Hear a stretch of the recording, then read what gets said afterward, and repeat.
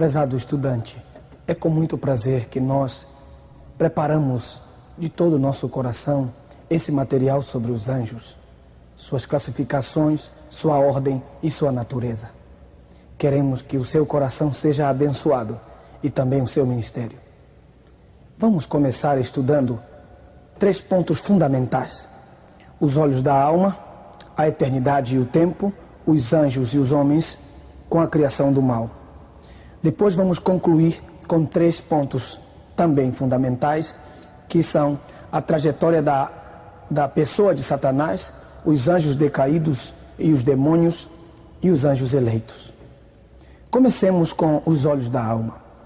Por favor, tome a sua Bíblia no livro de Gênesis, no capítulo 3, a partir do versículo 1 até o versículo 7.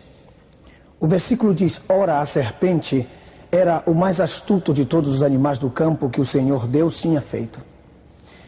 Esta disse à mulher: É assim que Deus disse: Não comereis de toda a árvore do jardim? Respondeu a mulher à serpente: Do fruto da árvore do jardim podemos comer, mas do fruto da árvore que está no meio do jardim, disse Deus, não comeremos dele, nem nele tocareis. Aqui há uma maneira de acrescentar, ou a mania de acrescentar a palavra de Deus, que o diabo é especialista. Diz aí: nem nele tocareis. O versículo diz: para que não morrais. Versículo 4: disse a serpente à mulher: certamente não morrereis. A primeira contradição diabólica à palavra de Deus na Bíblia. No versículo 5 diz: porque Deus sabe que no dia em que comerdes desse fruto, vossos olhos se abrirão e sereis como Deus, conhecendo o bem e o mal. Observem que eles já conheciam o bem.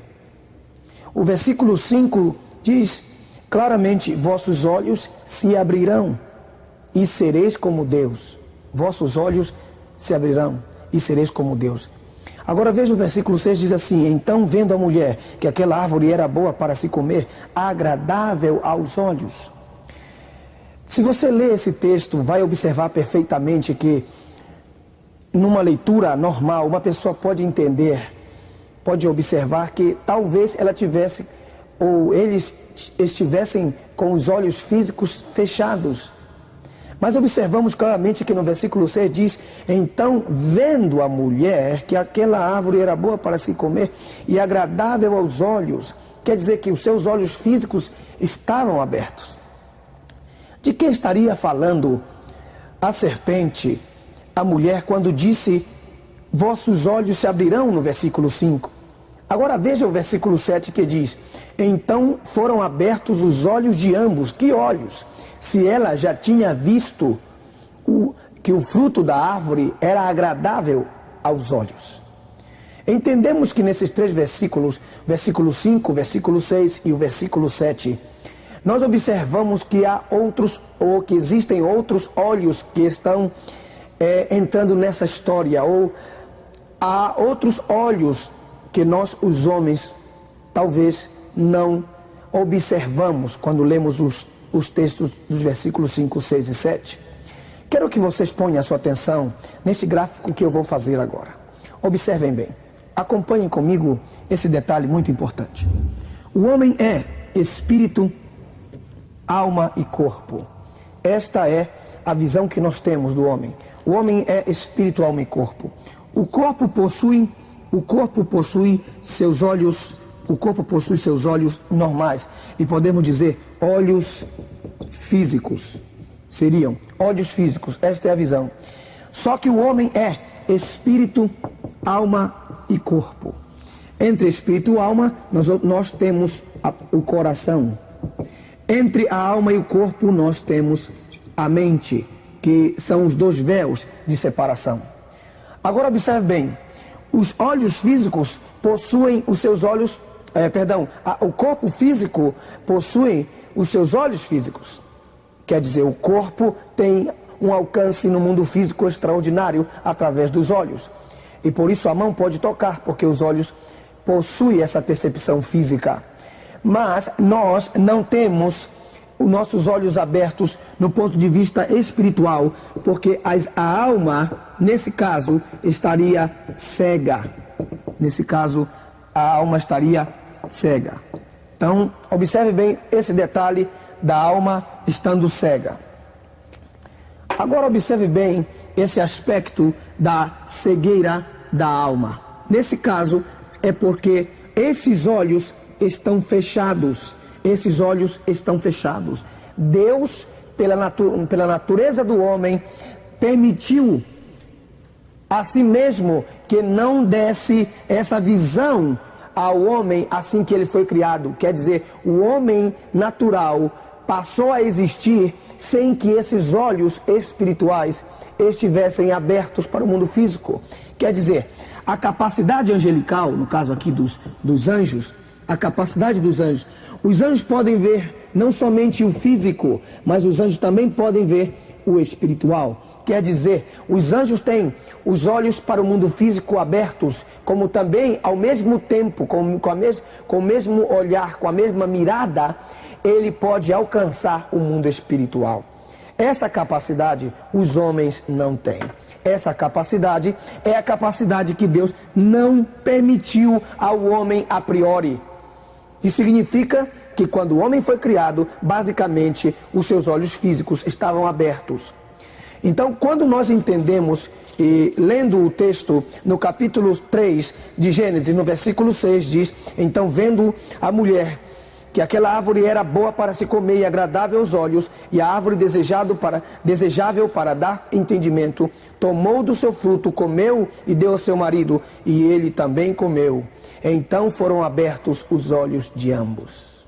Nesse caso, esses olhos aqui, que eu quero que vocês observem, são os olhos espirituais. Nesse caso, ele passa a ter conhecimento do mal. Ele já tinha conhecimento do bem quando Deus o criou. Agora ele passou a ter o conhecimento do bem e do mal.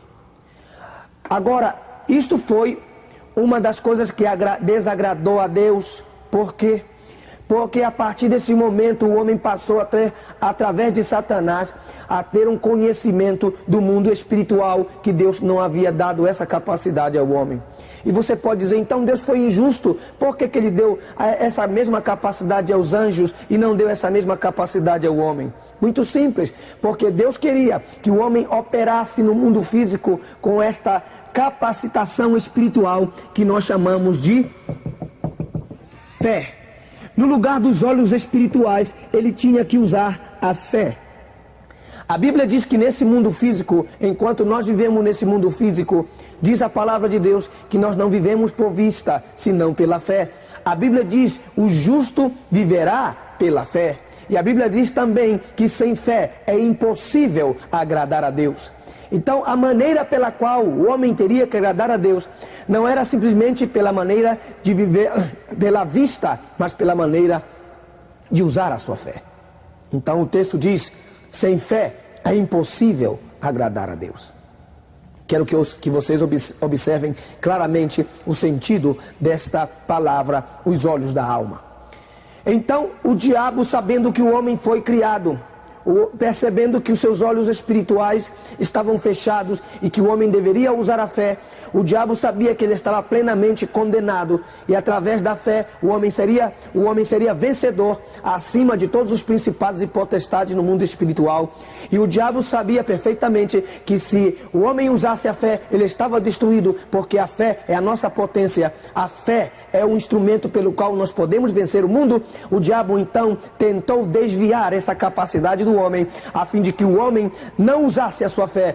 Assim sendo, não poderia ser um instrumento de justiça contra Satanás. O propósito de Satanás, então, é levar o homem a desfazer-se dessa capacidade espiritual de usar a sua fé para viver pela vista.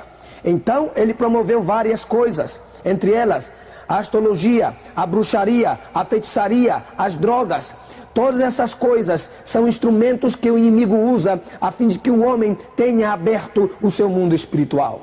Quando uma pessoa busca um feiticeiro para conhecer o que vai passar no dia de amanhã, ela está buscando uma abertura independente dos seus olhos espirituais para o dia de amanhã, coisa que ela teria que esperar. Através da fé, ela podia viver e ser agradável a Deus pela atitude da fé que ela tivesse. Nesse sentido, agradaríamos a Deus se nós deixássemos que a fé tomasse o lugar dos olhos da alma, porque essa era a vontade absoluta de Deus. O segundo ponto, para que conheçamos perfeitamente o mundo dos anjos, é sobre o assunto da eternidade e o tempo. Quero que vocês observem agora o que eu vou fazer em relação a um gráfico para dar uma ilustração especial a respeito do tempo e a eternidade. Vou tirar isso aqui da voz do quadro, e então você creio que já pode anotar. Então, vou tirar isso do quadro e vocês vão observar agora algo muito especial concernente à eternidade e o tempo. Observem bem que nós estamos vivendo no mundo físico. Nós estamos vivendo no mundo físico. A dimensão desse mundo físico na qual nós vivemos, ela está intimamente relacionada a Deus. Está debaixo ou submetida a Deus, ou submetida ao mundo espiritual maligno. Mas eu quero que vocês observem bem que entre a dimensão, que podemos dizer, dimensão da eternidade e a dimensão do tempo, elas estão separadas ou são paralelas. E entre elas podemos dar uma dimensão que também faz parte da dimensão eterna, mas que tem acesso literal no mundo físico. Observem bem que essa eternidade de Deus tem acesso não somente nesse mundo, mas nesse mundo. Então, nesse caso, Deus tem acesso nessa parte que eu posso dizer, número 1, a qual nós podemos chamar de regiões celestiais, como tem acesso ao mundo, ao cosmo, ao mundo físico, ou ao sistema do mundo físico. Observem bem esse detalhe. O tempo, naturalmente, está constituído de passado, presente e futuro. Isso é o tempo, passado, presente e futuro. Mas a eternidade, ela está constituída de o que era, tudo o que era, tudo o que é e tudo o que há de ser. Tudo o que há de ser, quer dizer, no futuro da eternidade. Mas abra a sua Bíblia no livro de Apocalipse, Apocalipse capítulo 1, versículo 8. E você vai observar que Jesus disse, eu sou. Ele começa dizendo, eu sou. E diz, eu sou o Alfa e o Ômega. Estas palavras eu sou, não quer dizer que ele muda para cada fase do tempo. Ele está usando a mesma linguagem. Ele disse, eu sou o Alfa e o Ômega. Depois diz, eu sou o princípio e o fim. Depois ele diz, eu sou o que era. Eu sou o que sou e sou o que há de ser. Então, nesse caso, nós podemos compreender que ele é presente ainda na eternidade. Ele é presente no presente e ele é presente no futuro. Em outras palavras, ele continua sendo o que é, o que era, porque ele disse, eu sou o que era, eu sou o que é e eu sou o que há de vir, eu sou o que há de vir. Esse sentido me faz compreender alguma coisa muito importante, é que essa eternidade então abrange todo o passado, o presente e o futuro. E se eu pudesse colocá-la dentro da eternidade, então aconteceria isso aqui. Observem bem, pondo o tempo dentro da eternidade, então eu chegaria a pôr o passado, o presente e o futuro dentro, o passado, o presente e o futuro dentro do presente de Deus. Nesse caso, Deus tem diante dele todo o passado do homem. Ele tem diante dos mesmos olhos presentes o presente do homem e o futuro do homem. Por esta razão, quando João é arrebatado ao céu, ele sai da dimensão do tempo e entra na dimensão da eternidade. Por essa razão que João começa a falar de coisas que ainda vão acontecer, mas ele começa a descrever como se já tivessem passado. Por quê? Porque o passado, o presente e o futuro do homem estão dentro do presente da eternidade. Nesse caso, o passado, o presente e o futuro do homem não tem lugar dentro mesmo do da eternidade. Quer dizer, o da eternidade abrange todos os aspectos do tempo do homem. Por essa razão, quando João é arrebatado até o céu e entra na dimensão da eternidade, torna-se difícil para ele localizar as coisas relacionadas ao tempo. E quando a pessoa abre o livro de Apocalipse, por exemplo, no capítulo 12, do versículo 7 ao versículo 10, quando temos a batalha de Miguel e seus anjos contra Satanás, aí você lê no passado, mas isso para nós no tempo ainda é futuro. Essa dimensão, ou esse princípio, ou essa equação tridimensional bíblica enquanto ao tempo e quanto ao seu passado, ao seu presente, ao seu futuro, muitas pessoas não compreendem e por esta razão falam coisas que não têm sentido dentro mesmo dos estudos da profecia. Para entendermos os princípios relacionados aos anjos, nós necessitamos conhecer o princípio da eternidade e o tempo e saber que o tempo está dentro do presente da eternidade e não tem lugar mesmo no passado da eternidade ou mesmo no futuro da eternidade. Localizando o tempo dentro desse triângulo grande que é a eternidade, nós observamos que diante dos olhos de Deus está patente todo o nosso tempo. É mais fácil, ou quer dizer, torna-se mais fácil Deus perdoar o homem. Por quê? Porque diante dos seus olhos está o presente, o passado e o futuro. E Deus nos perdoa por crer que o nosso futuro poderia ser melhor. Nesse caso, nós podemos então observar que os olhos da alma estão intimamente relacionados ao desejo de Deus de usar a nossa fé. Em segundo lugar, o tempo e a eternidade são dois princípios totalmente diferentes do ponto de vista geral, concernente à angelologia bíblica. Em terceiro lugar, os anjos e os homens e a criação do mal. Na próxima classe, nós vamos entrar profundamente nos 3 pontos que são a trajetória de Satanás, os anjos decaídos e demônios e os anjos eleitos. Mas queria fazer aqui uma pausa e orientá-los ou concluirmos juntos dentro desse ponto de vista. Não permitamos que a nossa fé seja dilubriada.